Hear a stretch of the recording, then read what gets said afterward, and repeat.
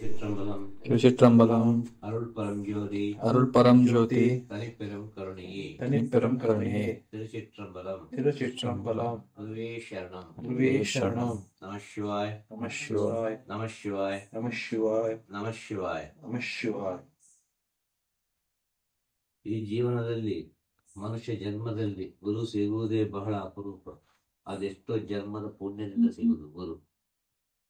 ಅದೆಷ್ಟೋ ಜನ್ಮದ ಪುಣ್ಯದಿಂದ ಸಿಗುವುದು ಗುರು. ಸಿಕ್ಕಿದ್ರೆ ಗೊತ್ತೇ ಆಗುದಿಲ್ಲ. ನಮ್ಮ ಜೀವನದಲ್ಲಿ ಗುರುಗಳು ಬಂದ್ರೆ ನೀನು ಯಾರನ್ನು ಬೇಕಾದ್ರೆ ಮರಿಬಹುದು. ನಿನ್ನ ಅಂತರಾತ್ಮದ ಗುರುವನ್ನು ನಿನ್ನ ಮರೀಲಿಕ್ಕೆ ಸಾಧ್ಯವೇ ಇಲ್ಲ.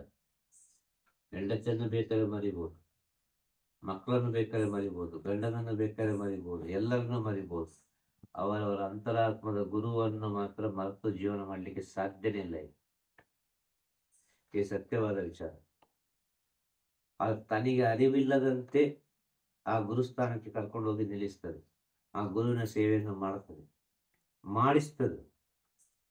ಆತ್ಮ ಮಾಡ್ತದೆ. ಆತ್ಮ ಯಾವುದಕ್ಕೆ ಡಿಪೆಂಡ್ ಆಗಿದೆ, ಯಾವುದನ್ನು ಅವಲಂಬಿಸಿ ಬಂದಿದೆ, ಯಾವುದನ್ನು ಆಸೆ ಪಟ್ಟು ಬಂದಿದೆ, ಅದನ್ನು ಮಾಡಿಯೇ ಮಾಡ್ತದೆ. ನಿನ್ನ ಜೀವನದಲ್ಲಿ ಗುರು ಅಂತೇಳಿ ಇದ್ದರೆ ಆ ಗುರುವನ್ನು ಮರಿಬೇಡ, ಆ ಗುರುವನ್ನು ನಿಂದಿಸಬೇಡ ಯಾವುದೇ ಕಾರಣಕ್ಕೂ ಕೂಡ. ಮತ್ತೆ ಅದೆಷ್ಟೋ ಜನ್ಮ ಮರಿಬೇಕು. ನಿಂದಿಸಿದ್ರೆ ಅದೆಷ್ಟೋ ಜನ್ಮ ಅನುಭವಿಸ್ಬೇಕು. ಇದು ಗುರುವಿನ ಮಹತ್ವ. ಏನು ಹೇಳ್ತಾರೆ, ಕೂತುಕೋ ಕೂತುಕೋ, ನಿಂತುಕೋ ನಿಂತುಕೋ, ಗುಡಿಸು ಗುಡಿಸು, ಒರೆಸು ಒರೆಸು, ಊಟ ಮಾಡು, ನಿದ್ದೆ ಮಾಡು, ಸಂತೋಷವಾಗಿರು ಸಂತೋಷವಾಗಿರು. ಒಳ್ಳೆದನ್ನೇ ಮಾಡ್ತಾ ಹೋಗ್ತಾನೆ ಇರು. ಅವ್ರು ಏನೇ ಹೇಳ್ತಾರೆ ಎಸ್ ಅಂತೇಳಿ ಹೋಗ್ತಾನೆ ಇರು, ಅಷ್ಟೇ ಹೇಳೋದು. ಇದು ಶಿವಪುರದಿಂದ ಕೊಡುವ ಸಂದೇಶ, ಶಿವಪುರದ ಅರಸರು ಹೇಳುವ ಸಂದೇಶ.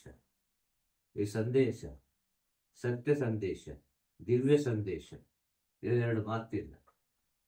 ಅಥವಾ ಶಿವಪುರದ ಅರಸರು, ಶಿವ ಪುರ ಸ್ಮಶಾನ ಎಲ್ಲ, ಕೊನೆಗೆ ಬೇಕಾಗಿರುವ ಅರಸರು ಯಾರು ಅಂತ ಹೇಳಿದ್ರೆ ಶಿವಪುರದ ಅರಸರು. ಎಲ್ಲರಿ ಬೇರೆ ಏನೇನು ಹಾಗೆ ಅನೇಕ ಮಹಾಜ್ಞಾನಿಗಳು, ಯೋಗಿಗಳು, ಋಷಿಮುನಿಗಳು ಒಂದು ಮಹಾಜ್ಞಾನಿಗೆ ಕೊಟ್ಟಂತ ಬಿರುದು ಶಿವಪುರದ ಅರಸರು. ಅವರಲ್ಲಿ ಏನು ನಡೆಯುವುದಿಲ್ಲಪ್ಪ, ಅವರಲ್ಲಿ ಹೋಗಿ ಸರೆಂಡರ್ ಆಗಬೇಕಷ್ಟೇ. ಅವರಲ್ಲಿ ಹೋಗಿ ಪರಿಪೂರ್ಣ ಶರಣಾಗತ್ಯ ಆಗಬೇಕು. ಆದರೆ ನಿಮ್ಗೆ ಏನೋ ಒಂದು ಒಳಿತಾಗಬಹುದು. ನಾನು ಅಂತೇಳಿ ಹೋದ್ರೆ ಶಿವಪುರದಲ್ಲಿ ಶಿವನಲ್ಲಿ ಐಕ್ಯ ಆಗುವುದು. ಶಿವಪುರ ಅಂತಂದ್ರೆ ಮನುಷ್ಯನ ಕೊನೆಯ ಊರು. ಈ ಮನುಷ್ಯ ಜನ್ಮದ ಕೊನೆಯ ಒಂದು ಸ್ಥಾನ, ಕೊನೆಯ ಒಂದು ಸ್ಥಳ ಯಾವುದು ಅಂತ ಹೇಳಿದ್ರೆ ಅದು ಶಿವಪುರ. ಇದು ಜ್ಞಾನದಲ್ಲಿ ಅರ್ಥ ಆಯ್ತದ? ಜ್ಞಾನದಲ್ಲಿ ಹೇಳಿದರೆ ಶಿವಪುರ. ಜ್ಞಾನಿಗಳು ಇಟ್ಟ ಹೆಸರು ಶಿವಪುರ ಅಂತೇಳಿ. ಶಿವಪುರದ ಅರಸರು. ಅವ್ರಿಗೆ ಯಾವುದು ಇಲ್ಲ. ಅರ್ಥ ಆಯ್ತದ? ಭಸ್ಮ ಮಾತ್ರ ಇದೆ, ಅಗ್ನಿ ಮಾತ್ರ ಇದೆ. ಅಗ್ನಿ ಸುಡ್ತಾನೆ ಇರ್ತದೆ, ಭಸ್ಮ ಮಾಡ್ತಾನೆ ಇರ್ತದೆ. ಅಗ್ನಿಯಲ್ಲಿ ಸೃಷ್ಟಿ ಆಗುವುದಿಲ್ಲ. ಅಗ್ನಿ ಪವಿತ್ರ, ಅಗ್ನಿ ಶುದ್ಧ. ಇದರಿಂದ ದೊಡ್ಡ ವಿಚಾರ ಇನ್ನೇನು ಹೇಳಲಿಕ್ಕೆ ಆಗುವುದೂ ಇಲ್ಲ. ಅರ್ಥ ಆಯ್ತಲ್ಲ? ಅದು ಫೈನಲ್, ಮುಗಿತಲ್ಲಿ. ಮೋಕ್ಷ ತತ್ವ ಅಂತ ಹೇಳುದು. ಅಗ್ನಿ ತತ್ವ ಅಂದ್ರೆ ಮೋಕ್ಷ ತತ್ವ. ಅಗ್ನಿ ತತ್ವವನ್ನು ಯಾರು ನೋಡ್ಲಿಲ್ಲ ಅಂತ ಹೇಳುದು. ಅಗ್ನಿ ತತ್ವವನ್ನು ಯಾರು ನೋಡಿದರೆ ಅಲ್ಲೆಲ್ಲ ಮುಗೀತಲ್ಲಿ. ಅವನೇನು ಮಾತಾಡಿದ್ರೆ ಅವನು ಮೌನವಾಗಿರ್ತಾನೆ. ಅವನಿಗೆ ಆಸೆ ಆಕಾಂಕ್ಷೆ ಏನಿರುವುದಿಲ್ಲ. ಇನ್ನು ಕೆಲವು ಕಳ್ಳರಲ್ಲೇ ಇದ್ದಾರೆ. ಅರ್ಥ ಆಗ್ತದ? ಸತ್ಯ ಹೇಳ್ತೇನೆ. ದೊಡ್ಡದೆಲ್ಲ ಮಾತಾಡೋದು. ಹಾಗೆ, ಅದು ಹೀಗೆ, ಅದು ಆ ಕಡೆ, ಅದು ಈ ಕಡೆ, ಅದು ಕಂಡಿತು, ಇದು ಕಂಡಿತು, ಆ ಕಡೆ ಕಂಡಿತು, ಕುಂಡಲಿನಿ ಶಕ್ತಿ ಆಕ್ಟಿವ್ ಆಯ್ತು, ಥರ್ಡ್ ಐ ಆಕ್ಟಿವ್ ಆಯಿತು, ಅದು ಆಕ್ಟಿವ್ ಆಯಿತು, ಇದು ಆಕ್ಟಿವ್ ಆಯಿತು ಅಂತ ಆಸೆಯನ್ನು ಮಾತ್ರ ಬಿಟ್ಟಿಲ್ಲ. ಆಸೆ ಆಗ್ತಾನೆ ಉಂಟು. ಮನುಷ್ಯನ ಕರ್ತವ್ಯದಲ್ಲಿ ಅವ ಸತ್ಯವಂತನಾಗಿರಬೇಕು. ಆ ಕರ್ತವ್ಯವನ್ನು ತಪ್ಪಬಾರದು. ಈ ಪಂಚಭೂತಗಳು ಅದರ ಕರ್ತವ್ಯವನ್ನು ಇವತ್ತವರೆಗೂ ತಪ್ಪಲಿಲ್ಲ. ಈ ಪಂಚಭೂತಗಳು ಅದರ ಕರ್ತವ್ಯವನ್ನು ಇವತ್ತಿನವರೆಗೂ ತಪ್ಪಿಸಲಿಲ್ಲ. ಅದು ಮಾಡ್ತಾನೆ ಉಂಟು. ಯಾರು ಏನು ಮಾಡಿದ್ರು ಸರಿ, ಏನು ಹೇಳಿದ್ರು ಸರಿ.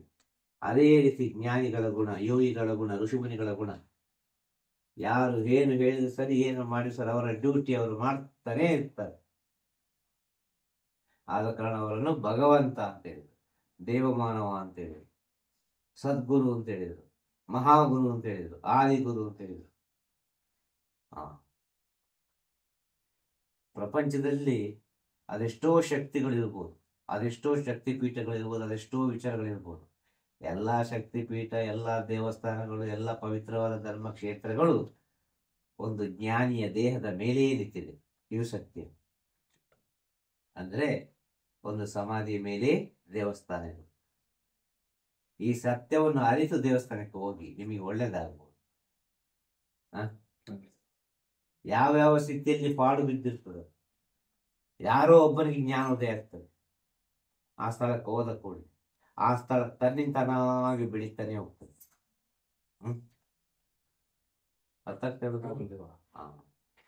ಹಾಗೆ ಜ್ಞಾನಿಗಳ ಸಮಾಧಿ, ಯೋಗಿಗಳ ಸಮಾಧಿ, ಋಷಿಮುನಿಗಳ ಸಮಾಧಿ ಸಿಕ್ಕಿದ್ರೆ ಬಿಡಬೇಡಿ. ನೀವು 1000 ಸಲ ದೇವಸ್ಥಾನಕ್ಕೆ ಹೋಗೋದು ಒಂದೇ, ವರ್ಷಾನುಗಟ್ಟಲೆ ದೇವಸ್ಥಾನಕ್ಕೆ ಹೋಗೋದು ಒಂದೇ, ಅನೇಕ ಪೂಜೆ ಪುನಸ್ಕಾರಗಳು ಮತ್ತೆಂತ ಎಲ್ಲ 1000 ವಿಚಾರಗಳು ಅಂತಲ್ಲ, ಇದೆಲ್ಲ ಮಾಡೋದು ಒಂದೇ. ಒಂದು ಜ್ಞಾನಿಗಳ ಸಮಾಧಿಯಲ್ಲಿ ಹೋಗಿ ಕೂತು ಪ್ರಾರ್ಥನೆ ಮಾಡಿ ಬರುವುದು ಒಂದೇ. ಜ್ಞಾನಿಗಳನ್ನು ಒಂದು ಸಲ ಅವರ ಸಮಾಧಿಗೆ ಹೋಗಿ ದರ್ಶನ ಮಾಡಿ ಬಂದ್ರೆ ನೀವು 1000 ಪೂಜೆ ಮಾಡುವ ಅವಶ್ಯಕತೆ ಇಲ್ಲ, ಈ ಶಾಸ್ತ್ರ ಕೇಳುವ ಅವಶ್ಯಕತೆ ಇಲ್ಲ, ಜ್ಯೋತಿಷ್ಯ ಕೇಳುವ ಅವಶ್ಯಕತೆಗಳಿಲ್ಲ, ಯಾವುದೂ ಅವಶ್ಯಕತೆ ಇಲ್ಲ. ಅಲ್ಲಿ ಏನು ಬೇಕಾದ್ರೂ ಸಿಕ್ಕೇ ಸಿಗ್ತದೆ. ಈ ಸತ್ಯವಾದ ವಿಚಾರ ಅಂತ ಹೇಳುದು. ಹಾಗೆ ಶಿವಪುರದಲ್ಲಿ ಕೂತುಕೊಂಡು ಏನೋ ಒಂದು ವಿಷಯ ಮಾತಾಡ್ತಾ ಇದ್ದೆ. ಅರ್ಥ ಆಯ್ತಾ? ಕೇಳುವವರಿಗೆ ಯಾವ ರೀತಿ ಕೇಳ್ತದೆ ಆ ರೀತಿ ಉತ್ತರ, ನೋಡುವವನಿಗೆ ಯಾವ ರೀತಿ ನೋಡ್ಲಿಕ್ಕೆ ಆಗ್ತದೆ ಅದೇ ರೀತಿ ದರ್ಶನ. ಅಲ್ವಾ? ಮಾತಾಡುವವನಿಗೆ ಯಾವ ರೀತಿ ಮಾತಾಡ್ಲಿಕ್ಕೆ ಆಗ್ತದೆ ಅದೇ ರೀತಿ ಪುಣ್ಯ, ಅದೇ ರೀತಿ ಪಾಪ. ಎಲ್ಲ ಒಂದರಲ್ಲೇ ಇರೋದು, ಎಲ್ಲ ಒಂದರಲ್ಲೇ ಎರಡಾಗೋದು, ಒಂದರಿಂದ ಎರಡಾಗೋದು. ಇದನ್ನ ಅರ್ಥ ಮಾಡಿಕೊಳ್ಬೇಕು. 2ರಿಂದ 1 ಆಗಬೇಕು. ಇದು 1ರಿಂದ 2 ಆಗಿದೆ, 2ರಿಂದ 20 ಆಗಿದೆ, 20ರಿಂದ 40 ಆಗಿದೆ, 40ರಿಂದ 80 ಆಗಿದೆ, 80ರಿಂದ ಹೋಗ್ತಾನೇ ಉಂಟು. ಅರ್ಥ ಆಯ್ತಾ? ಇದು 1 ಆಗುದಿಲ್ಲ, ಇದು 1 ಆಗಬೇಕು. ಇದು 1 ಆಗುದು ಬಹಳ ಕಷ್ಟ. ಅದೆಷ್ಟೋ ಕೋಟಿಯಲ್ಲಿ ಒಬ್ಬನಿಗೆ 1 ಆಗುದು. ಅವನು ಮಾತ್ರ ಜೀವಾತ್ಮವನ್ನು ಪರಮಾತ್ಮ ಹತ್ರ ಸೇರಿಸಲಿಕ್ಕೆ ಸಾಧ್ಯ. ಅವನ ಹತ್ರ ಮಾತ್ರ ಪರಮಾತ್ಮ ಬಂದು ಸೇರ್ಲಿಕ್ಕೆ ಸಾಧ್ಯ. ಈ ಜೀವಾತ್ಮದೊಟ್ಟಿಗೆ ಬೆರೀಲಿಕ್ಕೆ ಸಾಧ್ಯ. ಎಲ್ಲರಿಗೂ ಸಾಧ್ಯ ಇಲ್ಲ. ಆಸೆ ಕಟ್ಟಿಕೊಳ್ಬಹುದು, ಬಾಯಲ್ಲಿ ದೊಡ್ಡ ಹೇಳಬಹುದು, ಕಲ್ಪನೆಯಲ್ಲಿ 1000 ಮಾತಾಡಬಹುದು, ಆದರೆ ಪ್ರಾಕ್ಟಿಕಲ್ ಆಗಿ ಸಾಧ್ಯನೇ ಇಲ್ಲ. ಅದು ಅಂಥವನಿಗೆ ಮಾತ್ರ ಸಾಧ್ಯ. ಪ್ರಾಕ್ಟಿಕಲ್ ಆಗಿ ಅದನ್ನು ಸಹಿಸಿಕೊಂಡು ಹೋಗುವ ಶಕ್ತಿ ಇರುವುದು. ಗುರು ಅಂದ್ರೆ ಕ್ಷಣ ಕ್ಷಣ ಕ್ಷಣ ಕ್ಷಣ ಕೂಡ ಕಠಿಣ ಆಗ್ತಾನೆ ಹೋಗುದು, ಕ್ಷಣ ಕ್ಷಣ ಕೂಡ ಅದು ಬಹಳ ಸ್ಟ್ರಾಂಗ್ ಆಗ್ತಾನೆ ಹೋಗುದು, ಕ್ಷಣ ಕ್ಷಣ ಕೂಡ ಅದು ಕಹಿ ಆಗ್ತಾನೆ ಹೋಗುದು. ನೀನು ಎಷ್ಟು ಸಹಿಸಿಕೊಳ್ತೀವೋ ಅದರಿಂದ ಸ್ವಲ್ಪ ಜಾಸ್ತಿ ನಿಂಗೆ ಮೂಟೆ ಸಿಗ್ತದೆ ಹೊರಲಿಕ್ಕೆ. ಸಹಿಸ್ಲಿಕ್ಕೆ ಆಗುದಿಲ್ಲ, ಅಷ್ಟೇ ಭಾರ ಹೊರ್ಲಿಕ್ಕೆ ಆಗುದಿಲ್ಲ. ಕಠಿಣ ಕಠಿಣ ಕಠಿಣ ಕಠಿಣ ಆಗ್ತಾನೆ ಹೋಗುದು ಗುರು ಅಂತ ಹೇಳಿದ್ರೆ. ಅಷ್ಟು ಸುಲಭದ ವಿಚಾರ ಅಲ್ಲ ಅಂತ ಹೇಳುದು. ಆದ ಕಾರಣ ಹೇಳುದು, ಶಿವಪುರದಲ್ಲಿ ಹೇಳ್ತಾ ಇದ್ದೇನೆ, ಎಲ್ಲಾ ಭಕ್ತಾದಿಗಳಿಗೆ ಒಳ್ಳೆಯದಾಗಲಿ. ಅವರವರ ನಂಬಿಕೆಗೆ ತಕ್ಕ ಹಾಗೆ, ಅವರ ಜ್ಞಾನಕ್ಕೆ ತಕ್ಕ ಹಾಗೆ, ಅವರವರ ಭಕ್ತಿಗೆ ತಕ್ಕ ಹಾಗೆ, ಅವರ ಶುದ್ಧ ಮನಸ್ಸಿಗೆ ತಕ್ಕ ಹಾಗೆ, ಅವರ ಪವಿತ್ರ ಮನಸ್ಸಿಗೆ ತಕ್ಕ ಹಾಗೆ ಅವರವರಿಗೆ ಒಳ್ಳೆಯ ಜ್ಞಾನವು ಲಭಿಸಲಿ, ಆರೋಗ್ಯವು ಚೆನ್ನಾಗಿರಲಿ, ಮನಸ್ಥಿತಿಯು ಚೆನ್ನಾಗಿರಲಿ, ಎಲ್ಲರಿಂದ ಮನುಕುಲದಿಂದ ಈ ಲೋಕಕ್ಕೆ ಒಳಿತಾಗಲಿ. இதுவே ಅರುಳ್ ಪರಂಜ್ಯೋತಿ ತನಿಪೆರಂ ಕರುಣೆಯೇ. ಅರುಳ್ ಪರಂಜ್ಯೋತಿ ಗೊತ್ತಾಯ್ತಾ? ದೈವಿಕ ಶಕ್ತಿ ನಮ್ಮೊಳಗಿರುವುದು. ಆ ದೈವಿಕ ಶಕ್ತಿಯಿಂದಲೇ ನಾವು ಇರುವುದು. ಆ ದೈವಿಕ ಶಕ್ತಿ ಇಲ್ಲದೆ ನಾವಿಲ್ಲ. ಪರಂ ಜ್ಯೋತಿ, ಆ ಜ್ಯೋತಿಯ ಒಂದು ಅಂಶ ನಮ್ಮೊಳಗಿದೆ. ಅರ್ಥ ಆಯ್ತಲ್ವ? ಆ ಜ್ಯೋತಿಯ ಅಂಶ, ಆ ಪರಂ ಜ್ಯೋತಿಯ ಅಂಶ ನಮ್ಮೊಳಗಿದ್ರೆ ಅದು ಅರುಳು ಆಯ್ತು, ಅದು ದೈವಿಕ ಆಯ್ತು. ಹೇಳುತ್ತಾಯ್ತಾ? ಆಗ ಪ್ರತಿಯೊಬ್ಬನು ದೈವಿಕ ಪುರುಷನೇ. ಇವ ಅಜ್ಞಾನದಲ್ಲಿ, ಇವನ ಅಹಂಕಾರದಲ್ಲಿ, ನಾನು ಎಂಬ ವಿಚಾರದಲ್ಲಿ ಇವ ಆ ದೈವಿಕ ಸ್ಥಿತಿಯನ್ನು ಕಳೆದು ಮಾನವನಾಗಿ, ಆಸೆ ಹಿಡಿದವನಾಗಿ, ಅನೇಕ ಮಾಯ ಮೋಹಗಳಿಗೆ ಸಿಕ್ಕಿ ಯಾವ್ದಾವ್ದು ರೀತಿ ಜೀವನ ಮಾಡ್ತಾ ಇದ್ದಾನೆ.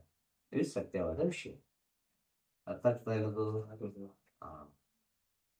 ಎಲ್ಲ ಮನುಷ್ಯರ ಒಳಗಿರೋದು ದೈವಿಕ ಗುಣವೇ. ಕ್ಷಮಿಸುವ ಗುಣ ಉಂಟು, ತಿಳಿಯುವ ಗುಣ ಉಂಟು, ಎಲ್ಲವೂ ಉಂಟು. ಎಲ್ಲವೂ ಕೊಟ್ಟಿದ್ದಾರೆ. ಅವನವನಿಗೆ ಬರುವಾಗ ಎಲ್ಲವನ್ನೂ ತಿಳ್ಕೊಳ್ತಾನೆ ಅವನು, ಅಲ್ವಾ? ಒಳ್ಳೇದು ಯಾವುದು, ಕೆಟ್ಟದ್ದು ಯಾವುದು ಅಂತೇಳಿ ಎಲ್ಲವೂ ತಿಳ್ಕೊಳ್ತಾನೆ ಅವನವನಿಗೆ ಬರುವಾಗ. ಸತ್ಯ ಅಲ್ವಾ? ಇದನ್ನ ನಾವು ಅರ್ಥ ಮಾಡಿಕೊಂಡ್ರೆ ಸಾಕು. ಅವನಿಗೆ ಬರದಿದ್ರೆ ಯಾವುದು ಗೊತ್ತಾಗುದಿಲ್ಲ. ಕಾಲ ಕಳೆದ ನಂತರ ಜ್ಞಾನೋದಯ, ಕಾಲ ಕಳೆದ ನಂತರ ಜ್ಞಾನೋದಯ ಆಗುವುದು ಬೇಡ. ಆ ಕಾಲ ಬರುವ ಮುಂಚೆ ಜ್ಞಾನೋದಯ ಆಗಲಿ, ಆಗ ಕಾಲವನ್ನು ಸರಿಯಾದ ರೀತಿಯಲ್ಲಿ ದಾಟಬಹುದು. ಇಷ್ಟೇ ಹೇಳೋದು. ಎಲ್ಲರಿಗೂ ಒಳ್ಳೆಯದಾಗಲಿ, ಶುಭವಾಗಲಿ. ತಿರುಚಿಟ್ರಂಬಲಂ. ಗುರುವೇ ಶರಣಂ. ಗುರುವೇ ಶರಣಂ. ನಮಃ ಶಿವಾಯ. ನಮಃ ಶಿವಾಯ. ನಮಃ ಶಿವಾಯ. ನಮಃ ಶಿವಾಯ. ನಮಃ ಶಿವಾಯ. ನಮಃ ಶಿವಾಯ.